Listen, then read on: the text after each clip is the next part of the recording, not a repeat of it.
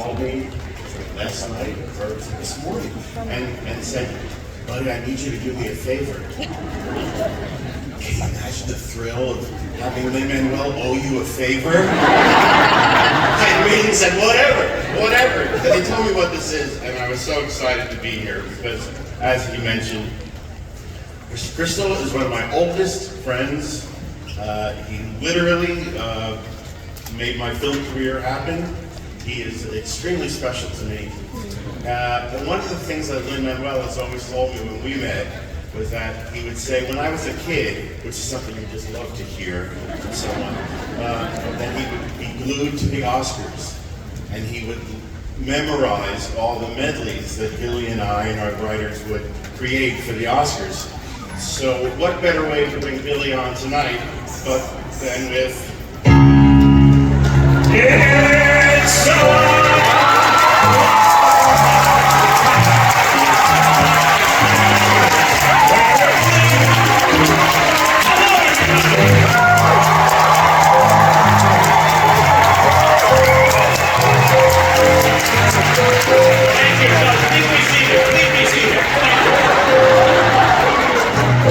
Fantastic. Wow, this is unbelievable. This is really so special to be here with my dear friend Mark.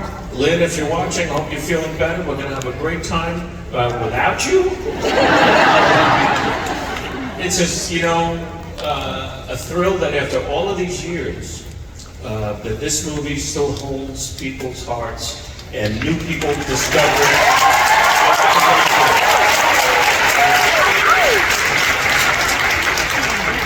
Great to be here. No picketers. This is going to be fantastic. So Lynn sent me the questions that he was prepared to answer. Oh, this is spontaneous. Yeah. They're in his voice, of course. This first one says, you and I are born and raised New York. Oh, wait. It should be, you and I were born and raised New Yorkers. We're Jewish, so we're talkers. We came out here using walkers. I've been working on it. Jewish rappers. He wanted to talk about the New York locations throughout the whole movie. Washington Square, of course, Cass's Deli. What was that like working in New York doing that movie? Well, it's the greatest place in the world to live. And it was so wonderfly written that our amazing director, Rob Reiner, and working on this great screenplay by Nora, and you're in an amazing cast. And when you're dealing with Bruno Kirby and Carrie Fisher and Meg and I, and then, it was so beautifully crafted. And then Rob found these beautiful locations, and our DP, director of photography, was Barry Sonnenfeld, who became a great director in his own right, Men in Black and other things. He was our director of photography. So when you're playing this amazing love story in the places that Nora visualized, it was just perfect. I mean, you're playing opposite Meg Ryan with this amazing script, and it's fall in New York, and you're just hearing Gershwin. It was a perfect experience. Good night, everyone. What else is it? Yeah, you know what?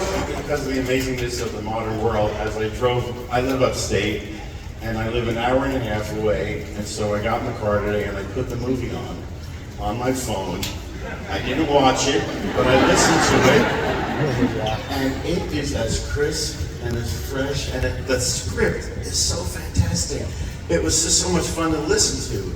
And, I worked on it. I heard it a million times. We've seen the movie a million times, but I laughed out loud at every single thing and so moved at the end. I mean, how much were you involved with the actual script? I mean, you came to this as really an actor. I mean, and yes. Dare I say other actors were considered before you? Yeah, this was a real frustrating thing. I knew the script was out there. It wasn't called When Harry Met Sally. That's a whole other story. It was called Boy Meets Girl. And I knew that Rob, who was my closest friend, was seeing these other actors, all great ones. I won't mention the names.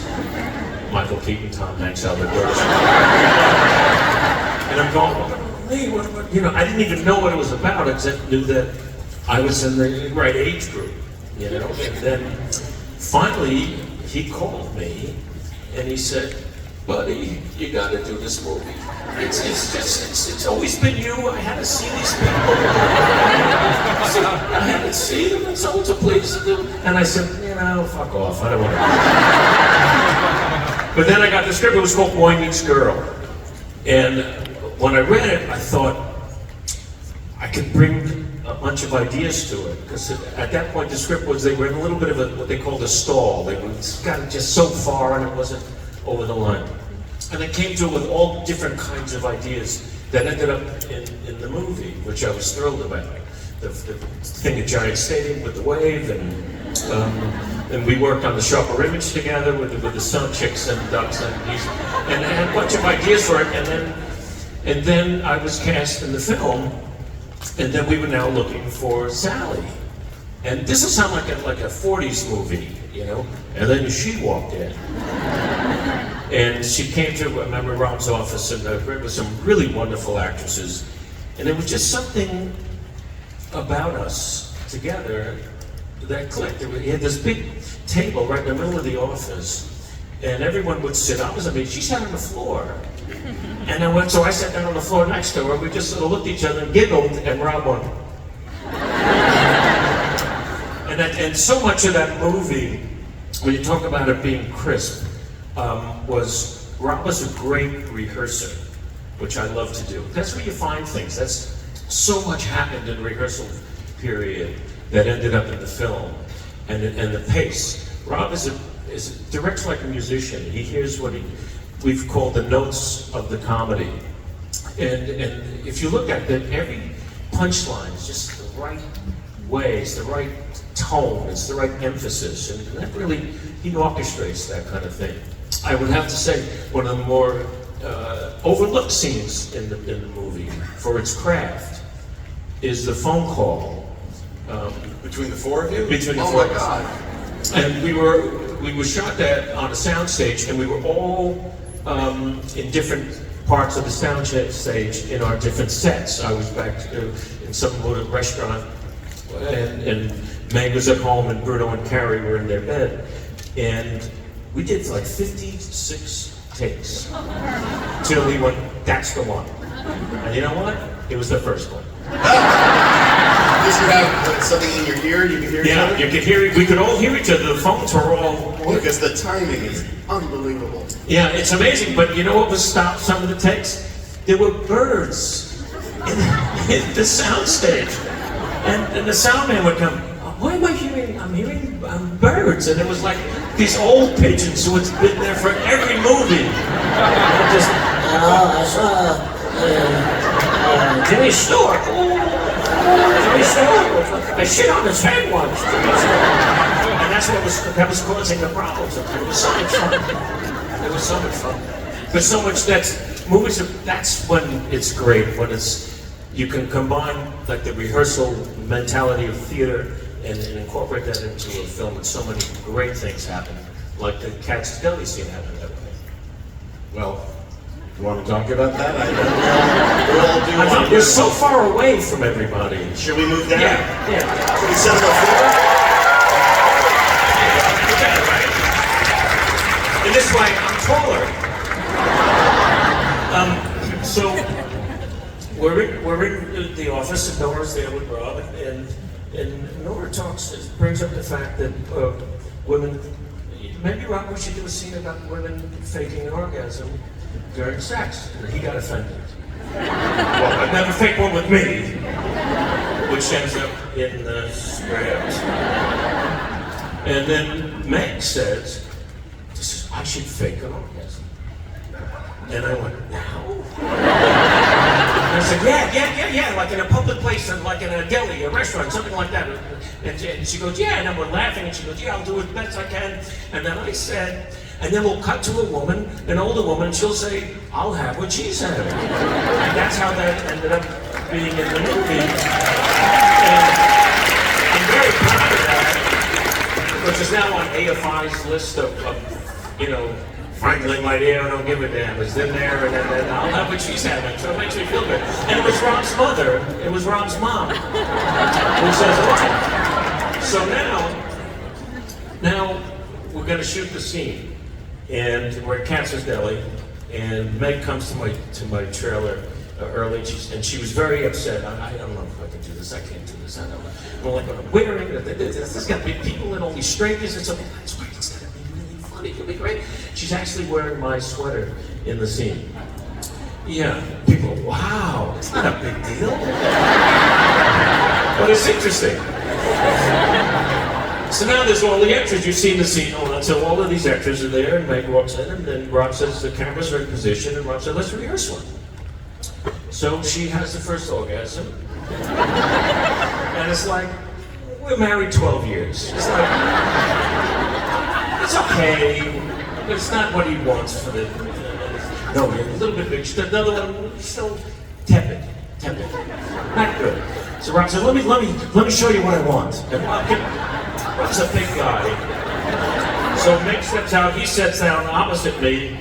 So it looked like I'm on a date with Ulysses S. Grant. And he proceeds to have an orgasm that King Kong would have been. He's pounding, yes! Pickles are flying out of the thing on the table. It's wild. And then when he finishes the thing just as he should. All the extras applaud. And he says, buddy, come over here. I shouldn't have done that. I said, no, Meg is okay. You didn't embarrass it. No. I just had an orgasm in front of my mother.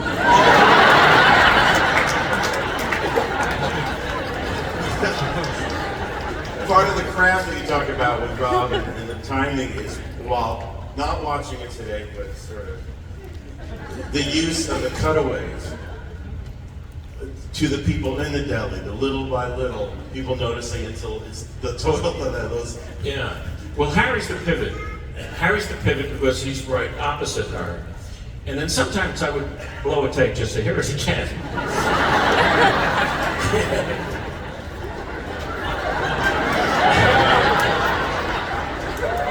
I was a younger man. And so, Harry, he's uncomfortable, he knows what she's doing, but he casts the faces. There's a guy in a Yankee hat that turns around. You'll see it, and you'll giggle now because I'm bringing him up. He just does this. With a Yankee hat on, but directors, great ones like Rob, know every face, everything is important. Yeah. All the casting in the movie, all the small parts, the faces, I should say, they're just so perfect. And then I realized today, right after that scene, Ray Charles sings, I think, Winter Wonderland, and it goes on for a while, and I was kind of surprised as I was listening. And then I realized he had to put that in there, because the audience, if you remember the first time you saw it, the audience was... You see, we were at a test screening, and we didn't know what we had. You never sort of know what you have. And the movie was playing great. And then the orgasm scene comes up. Now, besides porno movies, the word orgasm had never been in any movie. You never heard Gable say, frankly, my dear, I don't give a damn about your orgasm. Bogart never said, Louis, this is the beginning of a beautiful orgasm. You never heard it. So when that happened, it started to build and build and build until the audience just couldn't take. They were just screaming, no pressure. And at the end of the scene... If you don't scream, just fake it. Yeah. At the end of the scene, we realized Rob and I we were holding hands. Because it was so damn exciting.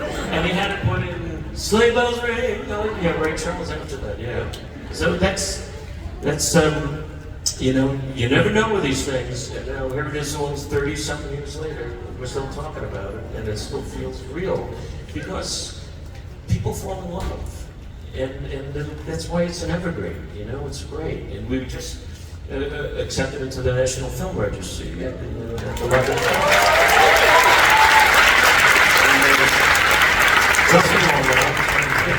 The fabulous scenes with all the other couples in between the chapters.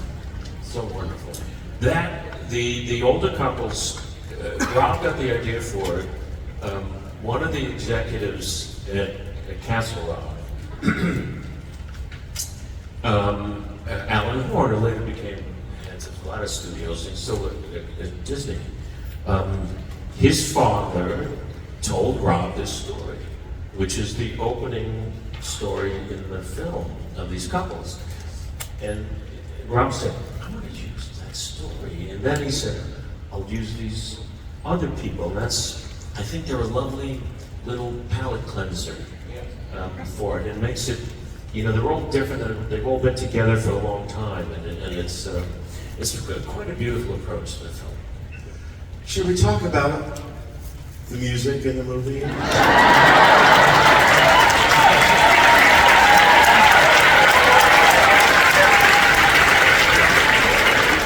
Yeah, Harry Connick is unbelievable.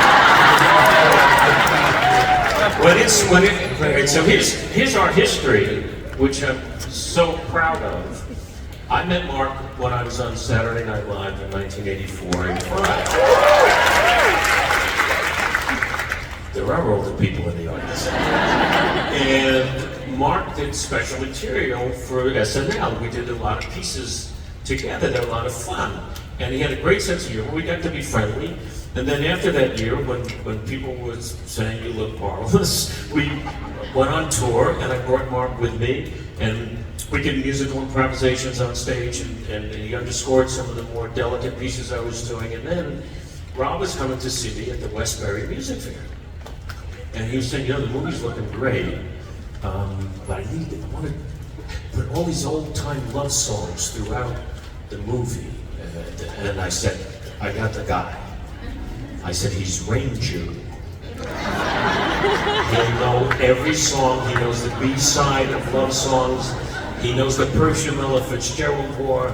He's unbelievable. And they met, and that was Mark's first movie, was this one.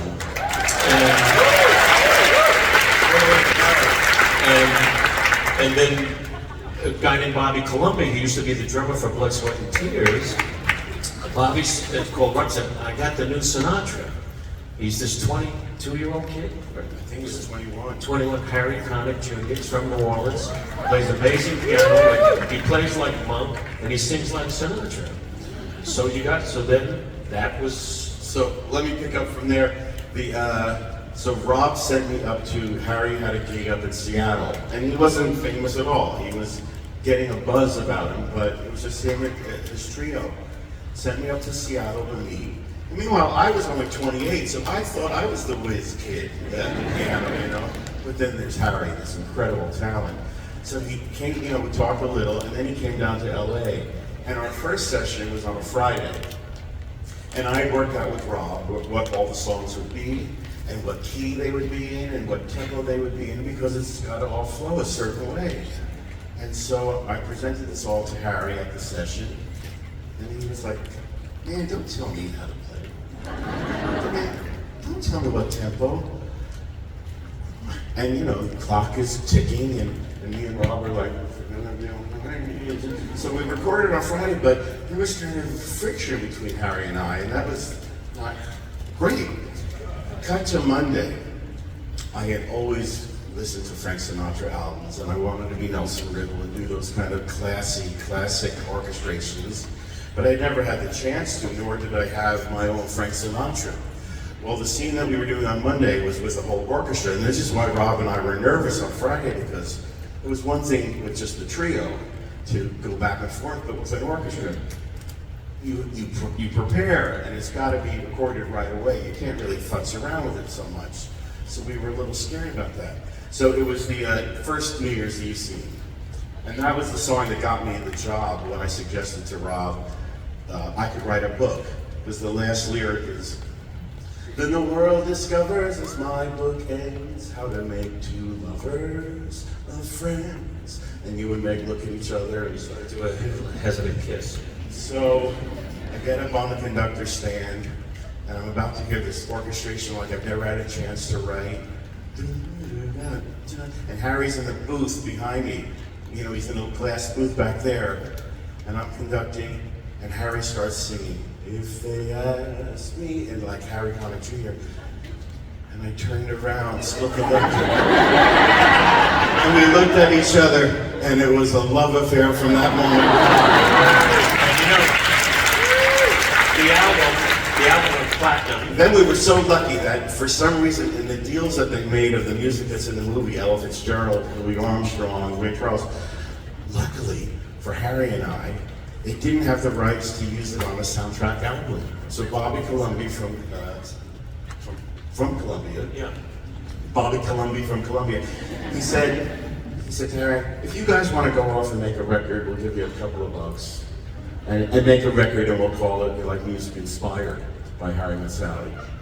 And that record completely changed our lives. Yeah, and the arrangement for It Had to Be You, which in the movie I run to her, is Sinatra. Because when you're in love, you run to Sinatra. That arrangement became my theme song on the Oscars when I was hosting the Oscars. And that's what I would walk out to every night, because it meant this movie means so much to me. And our relationship means so much to me. That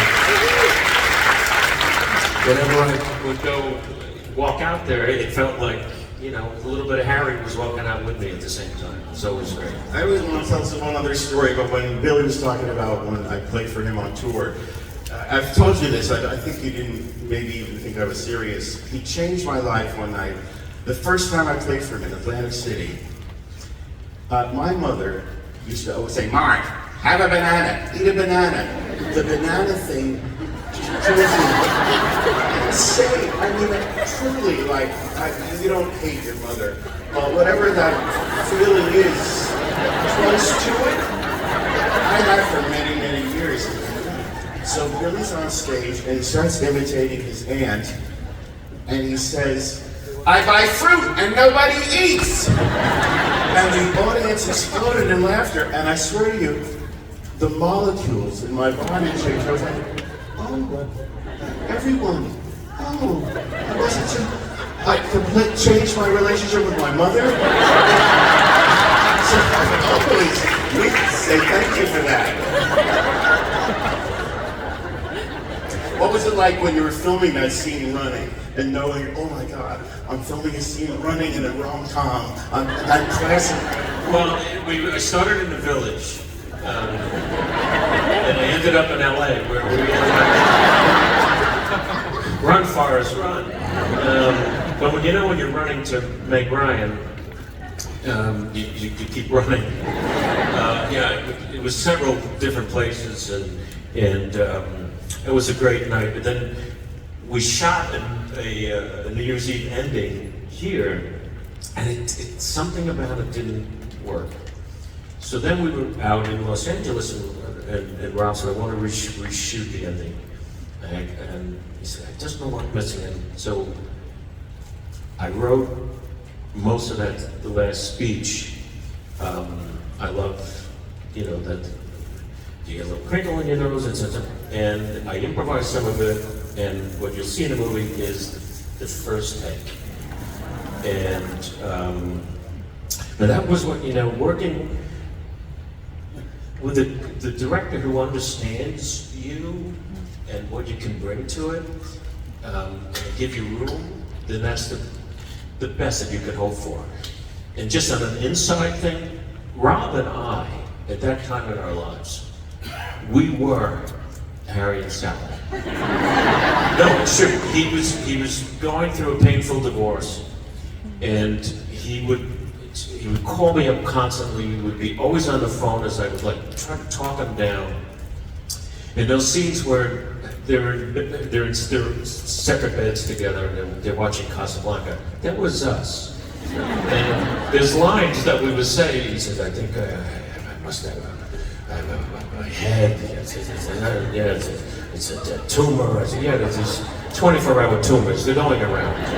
And it's in the movie. So when you think about it, don't think about Meg. Think about big, sweaty, bald Rob in bed. But I'm thrilled that you all are here. honoring this movie and doing great by this theater and for Lynn.